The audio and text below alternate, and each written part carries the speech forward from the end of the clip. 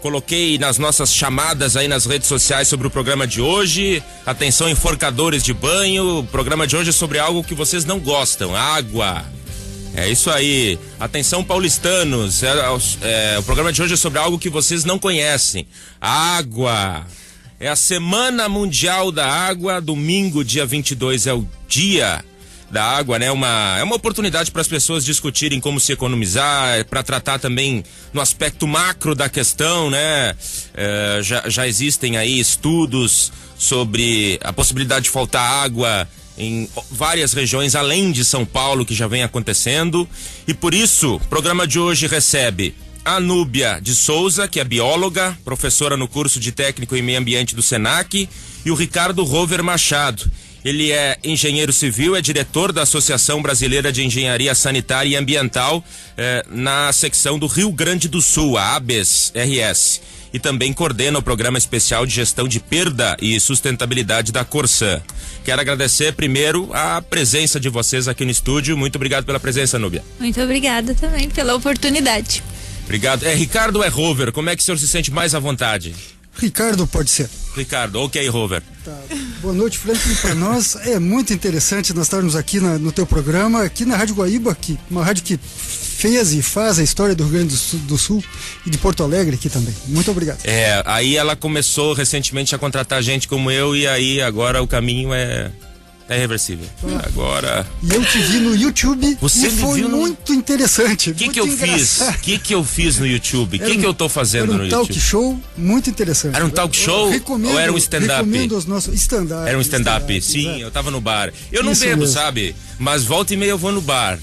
Sim. E falo com as pessoas. Sim, mas se beber, bebe água. A água, não muito também, porque tá faltando. Mas o que menos utiliza água para fabricar é a cerveja, né? Ah, é? É menos do que a cachaça, por exemplo? A cerveja é... Mas escuta, já que a gente... É claro que vocês aqui não fabricam bebida alcoólica, mas já que tocou nesse assunto, a cachaça, ela tem um nível de álcool muito maior que a cerveja, só que a cerveja tem outras coisas, é isso? Isso. Tem malte, tem um monte de outro... Que beleza. Tudo aquilo que criança não gosta. Quando a criança, às vezes de curiosidade, vai dar uma bicadinha... Bah, coisa horrível, nunca vou tomar isso. Passam-se 5 anos, o cara tá em coma alcoólico porque tomou todas, entendeu? Isso aí é uma coisa que é inevitável. Mas tanto a Núbia no Senac quanto o Ricardo num evento, né, com participação da ABES, tiveram semanas aí da água, com palestras, falaram muito sobre o assunto. E eu quero começar fazendo para vocês aquela pergunta mais fácil: quando é que vai acabar a água? A água não deve acabar nunca. Nem aquela para tomar? Sim, até porque assim, a água que nós temos hoje, a água que nos rodeia hoje, é a mesma há bilhões de anos. A vida surgiu na Terra 4,6 bilhões de anos atrás, e dentro da mesma água que nós temos hoje e que nós vamos deixar para os nossos sucessores. Então, é a mesma água, naquele ciclo da água que se estuda na escola, né? É a mesma água. Por isso ela é tão preciosa, por isso nós temos que cuidar tanto dela. Eu já sou um pouquinho contra, porque eu acho que se falta conscientização das pessoas, a água pode acabar, sim. Sim, nós temos que cuidar muito dela, né? É verdade.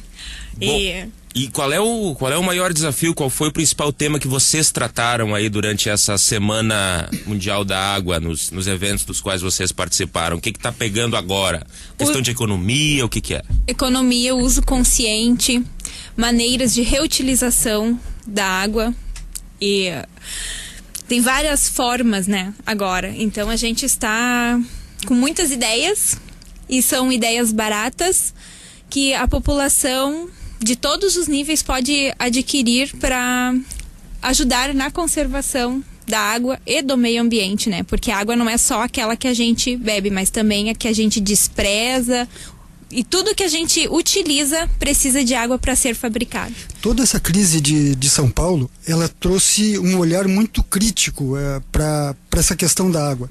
Então, a sociedade tem procurado muito conhecimento com relação à utilização racional da água, e existe também uma preocupação muito grande com relação às próprias perdas de água, por vazamentos ou por ligações clandestinas e tal, que fazem parte do dia a dia dos sistemas de abastecimento. Hoje, o diálogo tem se centrado bastante nessa questão, principalmente do uso racional. As pessoas querem saber o que fazer para economizar água nas suas casas, o que devem fazer para que a sua conta mensal se reduza, né? Então isso realmente tem centrado bastante as discussões na sociedade. Vamos começar por aquilo que você falou, Núbia, ideias baratas. O que você pode listar aí rapidamente que as pessoas podem fazer agora e que só não estão fazendo porque tem preguiça de pensar? Reutilização da água da máquina de lavar roupas. Isso eu faço. Quando tu escuta ali, tá batendo o tanque, vai lá e enche os baldes. Vai lá e enche os baldes, ou até mesmo já tem formas de fazer automaticamente? Automaticamente. Tem... até mostrou numa entrevista na televisão do pessoal, agora não me lembro qual foi o estado, que montaram com aqueles tonéis, ligaram diretamente a água da máquina nos tonéis, então para poder reaproveitar depois. Porque quase sempre a segunda lavagem, que é aquela de amaciante, a água é mais limpa, tu pode reutilizar para lavar nova vez outras roupas. E lava, eu utilizo em casa, por exemplo, você lava chão, lava pano, você não vai usar aquilo para beber, óbvio. Mas assim, para limpeza em geral, ótimo. Até no caso de amaciantes, até para molhar molhar as gramas, jardins. Da planta e tal, né? Sim, então... eu li uma reportagem sobre a Califórnia, onde eles têm problemas seríssimos de falta de água também, onde o governo de lá estimula as lavanderias. Então, as lavanderias utilizam a água do último molho, né, como a água do primeiro molho seguinte. E isso realmente dá uma economia muito grande mesmo. Interessante. Claro que eu já conversando sobre isso com algumas pessoas, as pessoas já dizem, não, mas porque a minha roupa daí não vai ficar 100% limpa, porque a água não é totalmente limpa, vai ficar o cheirinho da tua roupa. Cara, é muita frescura, né? E vamos falando em máquina de lavar, vamos aproveitando, né? É importante que as pessoas lavem roupa com a carga total da máquina, que realmente isso traz bastante economia mesmo.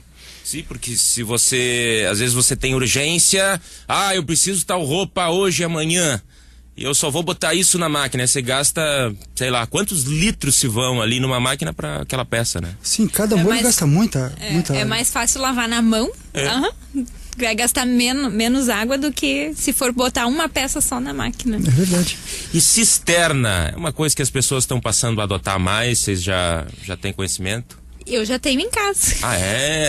Com a água da chuva? Com a água da chuva a gente está começando agora, mas água de piscina, no caso de limpar a piscina, aquela água que a gente tira, e a água da máquina de lavar. Isso é uma cultura crescente no país, né? Existem, inclusive, se vai procurar na internet, tem vários modelos de cisterna, de formas de armazenamento, mas cumpre a gente dar uma alertada num cuidado que tem que ter. Porque aquela água é uma água não clorada que está ali parada. Então, em São Paulo mesmo, aumentou bastante a incidência de dengue, porque essa água parada ela pode permitir a proliferação do mosquito da dengue. Então, é importante sim que se faça essa coleta de água, esse armazenamento, mas tem que ser em recipientes fechados, tem que ter realmente bastante cuidado, senão pode virar contra nós. Não, e até porque você vai todo dia movimentar aquela água, se você vai tirar, aí isso também prejudica a proliferação do mosquito. Não é uma coisa que você vai deixar chover um mês inteiro para depois abrir. Exatamente, tem que cuidar muito. É importante ter essa ideia para tomar os cuidados que precisa, né? Outra ideia que eles já estão usando bastante em alguns países é a água do chuveiro ir para o vaso sanitário, né? Então eles já conseguem fazer uma ligação da água que sai no ralo do chuveiro para ir direto para a caixa de descarga, né? Inclusive tem alguns lavatórios, a pia do banheiro, né? Acoplada à caixa de descarga. Então, enquanto a pessoa está lavando as mãos, já vai passando água para aquele recipiente que vai ser a descarga do vaso. E é cada vez mais comum aquela descarga com 2 botões. Cada vez mais comum. Quando precisa... Descarga inteligente, chama. O número 1, o número 2, se gasta menos ou mais água. Exato. E cada vez mais está se disseminando a ideia de que a caixa de descarga é muito melhor do que a válvula, né? Aquelas válvulas que se utilizavam mais antigamente, né? E que ainda se vê no mercado, elas gastam muita água, enquanto uma caixa de descarga acoplada que chega a gastar 6 litros, até menos, né? Realmente Sim. É importante. Poxa vida. Tem mais algumas dicas aqui, Nube. A gente falou da cisterna, falou da água da máquina, falou do banheiro em si, né? Que tem várias possibilidades. Por exemplo, uma coisa que faz economizar água é não tomar água, né? Você ficar seco assim é uma coisa que não gasta água. Prefiro ficar sem comer do que ficar sem tomar água. Tomar banho, por exemplo, só uma vez a cada 3 dias. Grande abraço aos amigos que a gente tem por aí. Né? Não, mas brincadeiras à parte, tem muita coisa que dá pra fazer. Tem que tomar lavar a louça, por exemplo. Sim. Torneira fechada. Torneira fechada, escovar os dentes, diminuir o tempo no banho. Bota uma bacia ali na pia, né? Sim, uma torneira aberta. Torneiras temporizadoras. Isso. Se apaga que nem as banheiras de shopping e tal. Se aperta e... E tem umas agora que são sensíveis, que tu bota a mão, ela liga quando põe a mão, daí tu tira, ela desliga. Então isso é medidas ainda mais econômicas do que as temporizadoras. Uma torneira aberta chega a dar 16 litros por minuto.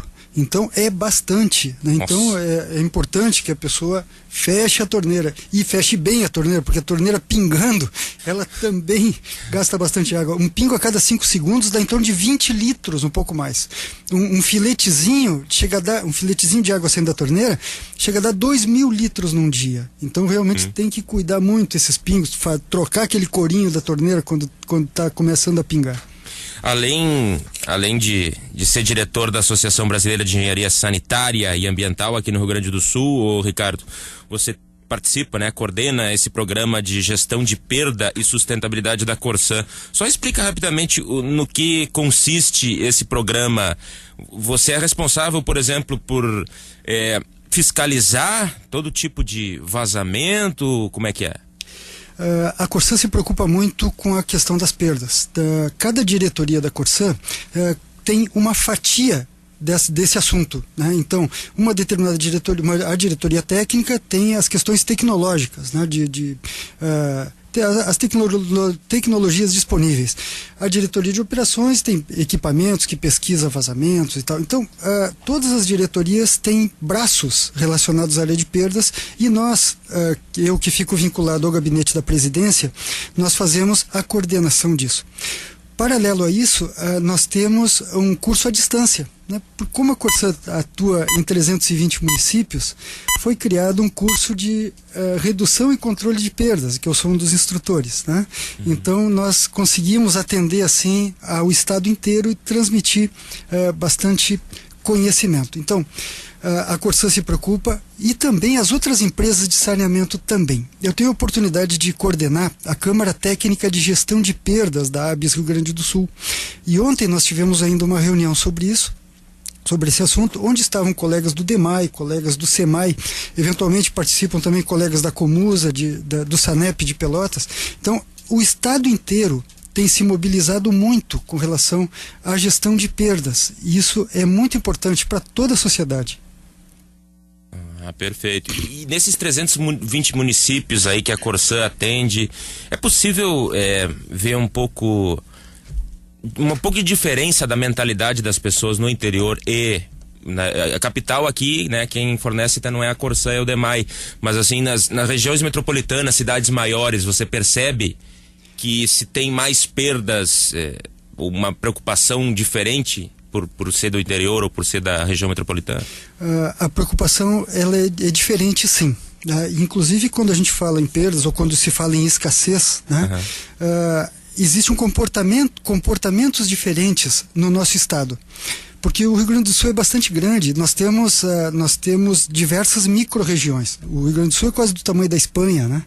Então, assim, nós temos aqui diversas micro-regiões. Então, existem desertos na área ali perto de Alegrete, né? Existem também rios caudalosíssimos aqui na região metropolitana. A gente está aqui às margens do Guaíba, onde nós temos aqui também o Rio Gravataí, o Rio dos Sinos chegando, quer dizer, são rios muito grandes. E então a nossa mentalidade é bastante diferente da Serra, por exemplo, onde são rios bem fininhos, né? Rios bem pequenos, que para abastecimento das cidades a água tem que ser armazenada em barragens. Então ali na região da Serra existe uma outra mentalidade com relação ao cuidado da água. E também é o seguinte, na Serra só tem gringo, só tem italiano, que não gosta de gastar. Então eles não deixam ninguém abrir a torneira. Espera todo mundo usar o vaso para depois puxar a descarga. É ou não é assim? Não, não é, eu sei que não é, eu só fiz uma brincadeira. Mas o que vocês dois, Núbia e Ricardo, ouviram falar ou tiveram acesso sobre estudos que dizem que teremos problemas parecidos com São Paulo em pouco tempo em grandes cidades brasileiras? Eu já vi alguma notícia sobre isso em portais da internet, algo meio fatalista, mas que pode ter seu fundo de verdade diante do que está acontecendo em São Paulo, né? Enfim, o que vocês já tiveram acesso sobre isso e o que tem de verdade nisso, por exemplo, para Porto Alegre? A crise de São Paulo, ela trouxe essa preocupação grande para todo mundo, vamos dizer assim, em escala mundial essa preocupação, porque o problema de São Paulo ele sensibilizou a nós no Brasil, mas o mundo inteiro enxerga isso. São Paulo é uma das maiores cidades do mundo, né? E realmente as pessoas atravessando uma crise como essa faz com que todos arregalem os olhos para essa questão relacionada a perdas de água, relacionadas à disponibilidade de água. Aqui no Rio Grande do Sul, nós tivemos nos anos de 2011, entre os anos de 2011 e 2012, a pior seca dos últimos 80 anos, né? Se a gente faz um pequeno esforço para se lembrar o que aconteceu, nós nos recordamos que houve dificuldades e as empresas de saneamento elas enfrentaram essas dificuldades naquele momento, que era algo bastante atípico, como atípica é a seca essa de São Paulo, e passaram a fortalecer os seus sistemas, né? Eu sei de experiência própria que a Corsã tem os seus sistemas já hoje muito mais fortalecidos. Problemas que se foram enfrentados, eles realmente não devem ocorrer em curto prazo, de maneira nenhuma. E a gente sabe também que outras empresas de saneamento do Estado se mobilizaram bastante, algumas obras, inclusive, estão em andamento agora, para que não haja problema para as pessoas, que é o caso de São Leopoldo, o caso de Novo Hamburgo também. Então, existe uma preocupação, sim, mas eu te digo, Franklin, que nós estamos bastante preparados para isso. Estão preparados? Sim. Então podemos continuar tomando banhos demorados? Não. Não. Esse preparo, ele conta com essa Qual é a parte do corpo que tem que lavar mais? Explica para as pessoas aí. Onde é que a gente pode gastar um pouco mais de água? Onde tá mais sujo? Para as mulheres, o cabelo, né? É verdade. Eu tenho cabelo curto, mas não é todo quem, dia, né? Para quem usa o cabelo comprido, daí demora um pouco mais. Sim. Mas a grande vantagem é que existe uma consciência crescente mesmo. As próprias crianças, às vezes, nos puxam as orelhas, né? É verdade.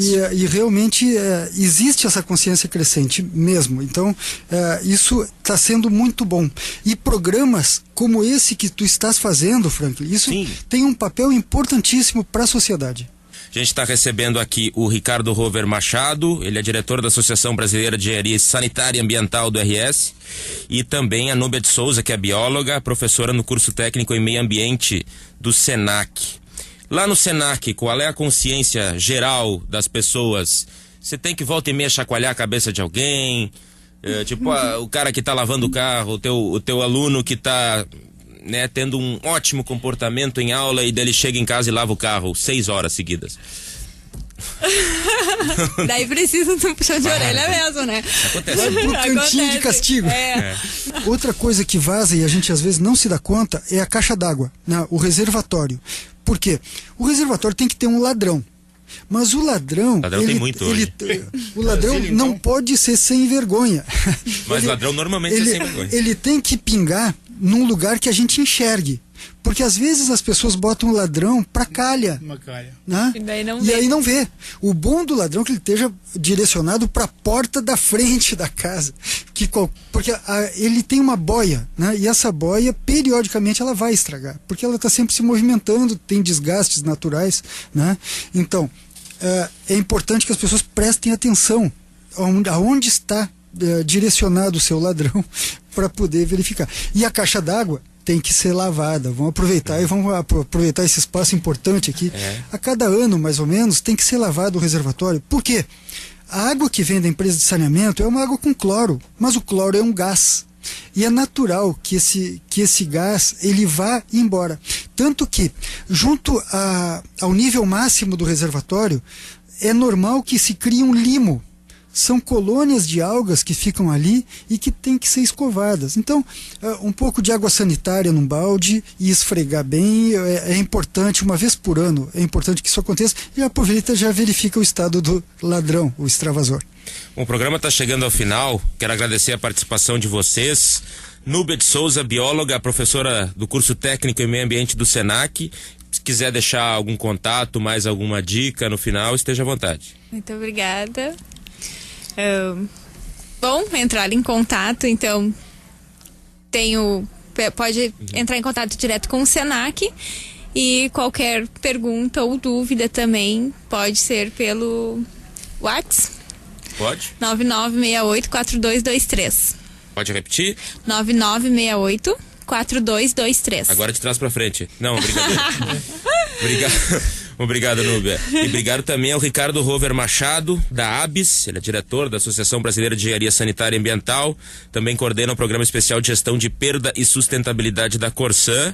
Mesma coisa, Ricardo, eu quero te agradecer muito a participação. Quiser deixar algum contato, alguma dica final, é contigo. Nós que agradecemos. A Associação Brasileira de Engenharia Sanitária, ela tem mais de 10 mil sócios no Brasil inteiro e tem o site, né, através do site. Bota no Google ABS, que nos encontra a Associação Brasileira, o contato com a ABS e também o nosso contato. Né? Eu coordeno a Câmara Técnica, que também, através do site da ABS, _RS, nos encontra com muita tranquilidade. Com E, né? É de engenharia, não é de engenharia, viu? Aproveito, assim também como Corsã, né, de colocar os escritórios da Corsã todos à disposição dos nossos ouvintes, né, e que comuniquem vazamentos. E aí também uma dica para quem está em Porto Alegre, que é DEMAI, é importante que as pessoas avisem dos vazamentos e realmente as empresas de saneamento estão todas sempre dispostas a prestar bons serviços. O meu primo tá com uma criança pequena, ela vaza direto.